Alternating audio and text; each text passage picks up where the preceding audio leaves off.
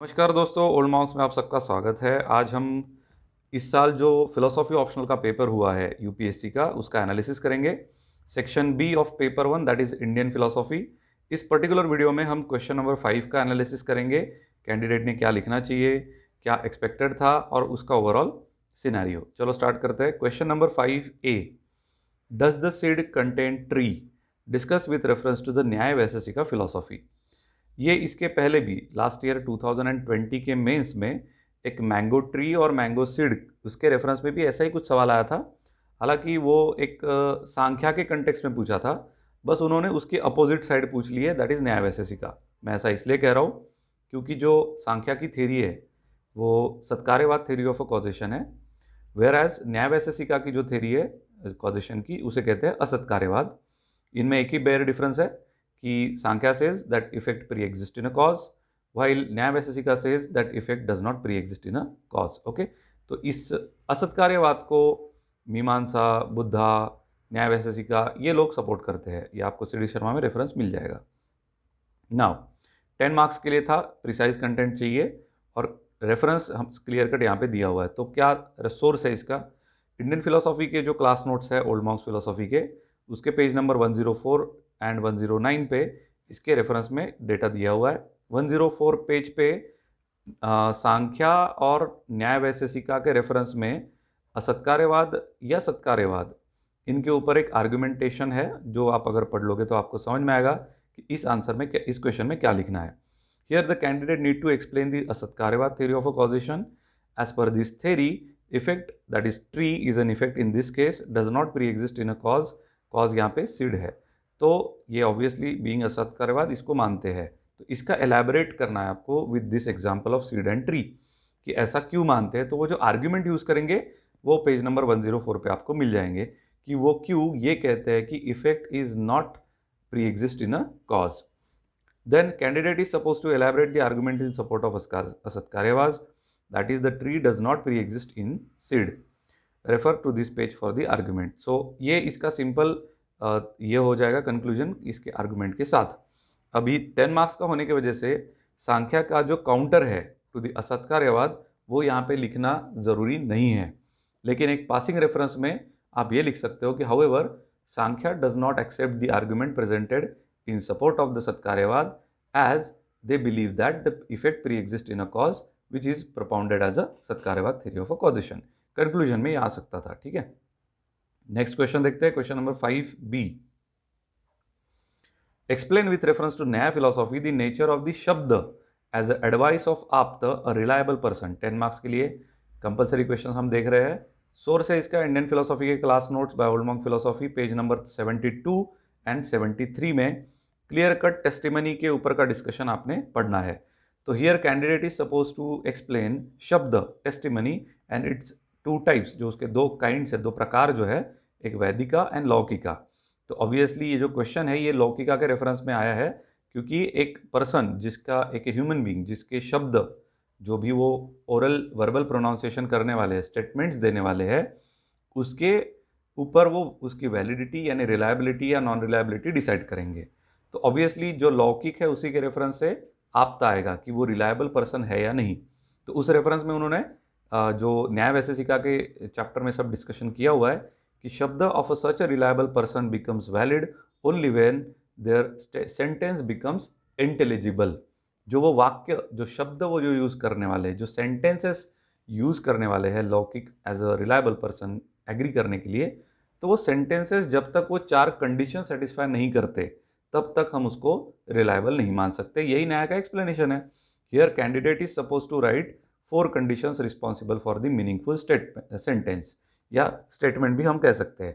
तो उसने जो भी उस व्यक्ति ने स्टेटमेंट दिया है, it should pass through this 4 conditions of akanksha, yogyata, sannidhi and तात्पर्य। अब इसका डिटेल एक्सप्लेनेशन जो रेफरेंस में दिया गया है आप वो बुक में रेफर कर सकते हो, आपको तुरंत मिल जाएगा कि इसका आंसर कैसा होना चाहिए। ठीक है, तो ये था 10 मार्क्स का।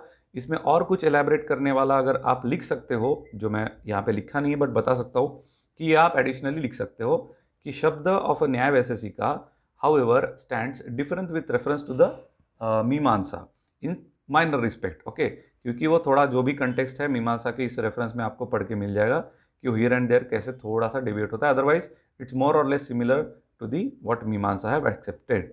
आगे बढ़ते हैं, question number 5C, is inseparability, that is ayuta siddhatva, a necessary condition or a sufficient condition for defining the characteristics of samvaya, that is inherence, explain with reference to Vaisheshika. Simple question था, वैशेषिका के ऊपर ये directly पदार्थ के ऊपर question पूछा गया है, बस थोड़ा सा घुमा फिरा के पूछा है, बट ईजी है। उसका एक्सप्लेनेशन अगर आपको अच्छे से पता है समवय का, तो आपको अपने आप समझ में आ जाएगा कि क्वेश्चन क्या पूछा है। सो सोर्स इंडियन फिलोसॉफी के अपने class notes, old monk philosophy के पेज नंबर 94 पे ये सारा एक्सप्लेनेशन दिया हुआ है। इसमें candidate is suppose to explain 1 out of the 7 padarthas of Vaisheshika, that is inherence. तो 10 मार्क्स का है तो वो 7 पदार्थ इन्यूमरेट करना कोई प्रॉब्लमेटिक नहीं होना चाहिए, अब बस पासिंग रेफरेंस देना है, एक्सप्लेनेशन नहीं देना है। तो उसमें से फिर नेक्स्ट पैराग्राफ पे ये इंट्रोडक्शन में आप 7 पदार्थों का मेंशन करेंगे, उसके बाद आएगा जो पैसेज, उसमें आप में इनहेरेंस समवय को एक्सप्लेन करेंगे। The here the candidate is supposed to give the comparative analysis between the samyog, conjunction and samvay। इन दोनों का कंपैरिजन लिखना है, because in conjunction two substances may get separated after the contact, hence still they exist separately, that is उसे कहते हैं युत सिद्ध। यानी कंजंक्शन क्या होता है, जैसे दो बॉल्स एक दूसरे की तरफ आ रहे हैं और वो दोनों एक दूसरे के साथ कोलाइड हो रहे हैं and then they are again get separated. तो वो जो कॉन्टैक्ट हुआ है टू बॉल्स के बीच का, वो कांटेक्ट जो है वो टेम्पररी है, परमानेंट नहीं है, उसको सेपरेट किया जा सकता है, उसी को युत सिद्ध कहते हैं कि उसकी सेपरेट आइडेंटिटी वैसे ही इंटैक्ट रहती है, वो मर्ज नहीं हो जाता है एक दूसरे के साथ। तो युत सिद्ध इस रेफरेंस में हम कंजंक्शन के कंटेक्स्ट में बोलेंगे, तो वो भी एक प्रकार का क्वालिटी माना जाता है। अगर आपने अच्छे से वैशेषिका पढ़ा होगा तो आपको पता है कि quality is one of the padarthas of Vaisheshika. तो क्वालिटीज में एक कंजंक्शन नाम की क्वालिटी उन्होंने आउट ऑफ 24 उसमें आपको मिल जाएगा, तो उसका एक्सप्लेनेशन यहाँ पे आना चाहिए। While in case of samavaya there is an inherence, inherence में हम देखते हैं ना, we have like all of us inherited the characteristic from our parents, ऐसा हम बोलते हैं ना। तो वो क्या हुआ कि हमारे पेरेंट्स के कैरेक्टरिस्टिक हमने अपने अंदर इनहेरिट कर लिए। So can we separate them now, is it possible? Not at all. This is the case of inherence, this is the case of inheritance, while in case of samvaya there is inherence which is an eternal relation, so it is without a separation, that is युत सिद्ध। यानी आयुत सिद्ध जो explain किया है यहाँ पे question में पूछा गया है कि जो इंसेपरेबिलिटी है ये एक नेसेसरी कंडीशन है या सफिशिएंट, तो वो नेसेसरी कंडीशन है, ये आपका कंक्लूजन आ जाएगा। तो अपने आप में ये अपना जो इसके एग्जाम्पल्स भी दे सकते हो आप, कि जैसे कोई चीज़ इनहेरिट होती है किसी, जैसे मैंने अपनी पर्टिकुलर एक्सप्लेनेशन दिया है अपने रेफरेंस में, वो भी आप लिख सकते हो। बट अदरवाइज ये भी लिख सकते हो कि जैसा कंजंक्शन से ये डिफर कैसे करता है, इसीलिए separate identity as such exist नहीं करती इनहेरेंस में, समवय में, and that is why it is accepted as a different padartha by Vaisheshika. Okay, ये हो गया सिंपल 10 मार्क्स का एक्सप्लेनेशन। आगे का क्वेश्चन देखते हैं, question number 5D, distinguish between the pudgala nairatmyavada and dharma nairatmyavada with reference to the Buddhist philosophy.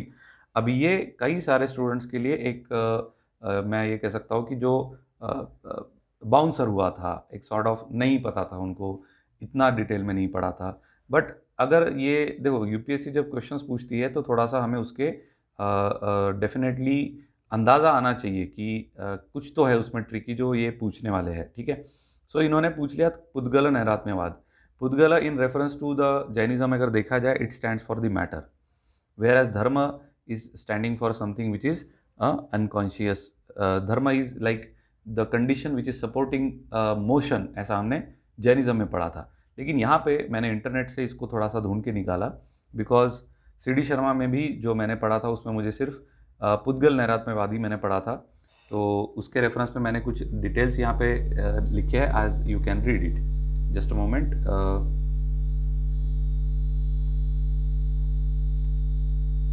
तो यहाँ पे लिखा है कि as far as pudgala nairatmyavada is concerned, then contrary to Jainism, in Buddhism the term Pudgala is used for the consciousness and the term Nairatmya means non-permanency, generally Nairatmya वो denial of soul जिसको हम कहते हैं। Therefore the meaning of Pudgala Nairatmya is that this material body which is full of a consciousness can't be supposed as a soul। In other words this material body full of a consciousness is not a permanent. ये हो गया definition of a पुद्गल नैरात्म्यवाद जो इन्होंने simple भाषा में लिखा है। देन यहाँ पे एक पॉइंट ये भी लिख सकते थे आप कि pudgala nairatmyavada in reference to this that the Buddha accept that the soul is nothing but the composition of a panchaskandhas, 5 skandha से बने हुए है वो, तो उसमें उसके में भी वो परमानेंस की कोई भाषा नहीं करते। That's how he denies the existence of the soul. After having such knowledge, the Klesha Varna will disappear, which is supposed necessary by Hinayani for liberation, while on the other hand, the term Dharma in Buddhist philosophy has been used for material objects and their attributes. Therefore, the meaning of Dharma Nairatmya is that the material objects of the world are also not permanent. After having such knowledge, the ज्ञेय वर्ण will disappear. अब ज्ञेय वर्ण क्लेश वर्ण आप फिर से एक बार रेफर करिए, सी डी शर्मा में आपको इसके डिटेल्स मिल जाएंगे. It has been accepted by Mahayanis that is why according to Mahayanis for liberation only the knowledge of a Pudgal Nairatmya is not sufficient but the knowledge of a Dharma Nairatmya is also necessary. So definitely एक school इस पे refer कर रहा है, focus कर रहा है पुद्गल नैरात्म्य पे. तो महायान कहते हैं एक ही नहीं तो दोनों भी इंपॉर्टेंट है to understand the liberation. In other words only the disappearance of a klesha varana is not sufficient but disappearance of a jneya varana is also necessary. In short जो भी कॉन्शियसनेस के बारे में आपका अवेयरनेस है कि सोल होती है वगैरह वगैरह, वो भी नॉलेज आपने हटा देना चाहिए. यू शुड फॉरगेट दैट या डिसअपियर करना चाहिए आपके माइंड से. और दूसरा कि वर्ल्ड इज़ रियल, इसका जो मटेरियलिस्टिक अप्रोच आपको पता है उसको भी आपने डिसअपियर करना चाहिए अपने माइंड से. Then only you can reach to the liberation. इस रेफरेंस से पूछा गया था, काफ़ी स्टूडेंट ने ट्राई किया है. पुद्गल यानी जैना का मैटर है, तो डेफिनेटली इसमें कुछ ना कुछ गड़बड़ होने की ज़्यादा संभावना मुझे लगती है. Question number 5D. Anyway UPSC हर साल ऐसा कुछ सरप्राइज देती है, we all know. But compulsory में आने के बाद एक इसके पॉजिटिव्स भी है, निगेटिव्स भी है.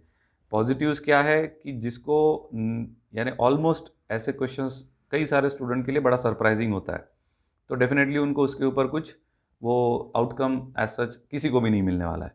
लेकिन अगर बाय चांस किसी भी स्टूडेंट ने उसको पढ़ा हुआ होगा, मैं अपने क्लास में ये बार बार बताता हूँ कि हमारे क्लास से या किसी भी क्लास से आप सिर्फ 70% नॉलेज गेन करोगे. रेस्ट से 30% जो रेयर ऐसे क्वेश्चंस आने वाले हैं वो उसके ऊपर डिपेंड करते हैं.